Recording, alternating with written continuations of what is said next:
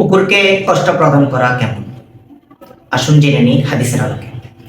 আমার প্রিয় দিনী ভাইরা, দেখা যায় আমাদের সমাজের মধ্যে, রাস্তার মধ্যে যে কুকুরগুলো থেকে থাকে, আমরা হয়তো তাদেরকে অনেক সময় পাথর নিক্ষেপ করি, আঘাত করি, এবং অনেক কুকুরকে আমরা বিনা কারণে এমনভাবে আঘাত করে থাকি যে তার হাত ভেঙে যায়, পা ভেঙে যায় এবং সে মারাও গিয়ে থাকে। এই কাজ করা কি আমাদের ঠিক হয়ে থাকে? এই কাজ করা কি জায়েজ, বা এই কাজ করার জন্য আমাদেরকে জাহান্নামে যেতে হবে? আসুন জেনে নিই প্রিয় নবী সাল্লাল্লাহু তাআলা আলাইহি ইসলামের পবিত্র হাদিসে মোবারকাতে।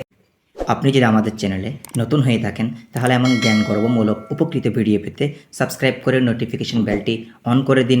আর যদি ইতিমধ্যেই করে থাকেন, তাহলে আপনার শুকরিয়া আদায় করছি।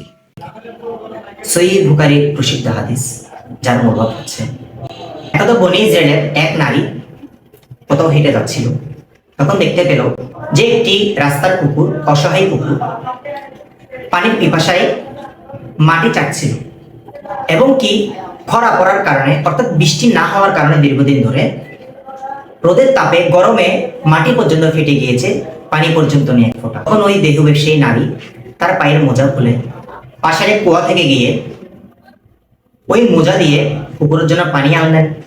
পানি এনে ওই কুকুরকে পান করালো। আর আমার প্রিয় রাসূল সাল্লাল্লাহু তাআলা আলাইহি ওয়াসাল্লাম ইরশাদ করেন, কুকুরের উপর দয়া করার কারণে একজন দেহ ব্যবসায়ী, অর্থাৎ জিনাকারী নারীকে পর্যন্ত আল্লাহ তাআলা মাফ করে জান্নাত দিয়ে দিয়েছেন। সুবহানাল্লাহ। আমার প্রিয় দিনী ভাইয়েরা, কুকুর হয়তো বা এমন একটি মাখলুক হতে পারে, নিকৃষ্ট আমরা বলতে পারি, কিন্তু সে আল্লাহ তাআলার মাখলুক। তাই তার উপর দয়া প্রদর্শন করা শরীয়তের হুকুম, তাকে কষ্ট না দেওয়া শরীয়তের হুকুম। এবং এই হাদিস দ্বারা আমরা জানতে পারলাম যে কুকুরকে যদি দয়া করা হয়, আল্লাহ তাআলা বড় থেকে বড় গুনাহ ক্ষমা করে দিতে পারেন। সুবহানাল্লাহ। এবং তার সাথে এটাও মনে রাখবেন, বনী ইসরায়েলের এক নারী যে কিনা একটি বিড়ালকে বেঁধে রেখেছিল বিনা কারণে, এবং বেঁধে রেখে তাকে কোনো খাবার এবং পানি কিছুই দিতে না, এবং 3 দিন ধরে তাকে এভাবে কষ্ট দিল। অবশেষে এই বিড়াল খাবার এবং পানির অভাবে মৃত্যুবরণ করলো। আমার রাসূল সাল্লাল্লাহু তাআলা আলাইহি ওয়াসাল্লাম ইরশাদ করেন, এই বিড়ালকে কষ্ট দেওয়ার কারণে আল্লাহ তাআলা নারীকে জাহান্নামে নিক্ষেপ করেছে। সুবহানাল্লাহ। আমার প্রিয় দিনী, আমরা জানতে পারলাম আপনি দয়া যদি করেন, সেটা নিকৃষ্ট হোক বা উৎকৃষ্ট হোক, কুকুর হোক বা বিড়াল হোক, আপনি যদি দয়া করেন আল্লাহর মাখলুককে, দয়া পাবেন আল্লাহ তাআলা। আর আপনি যদি তাকে কষ্ট দেন, তাহলে আযাবের জন্য অপেক্ষা করতে হবে।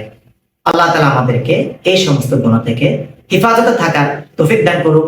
আমিন। বিজাহিন নবী আমিন সাল্লাল্লাহু তাআলা আলাইহি ওয়াসাল্লাম।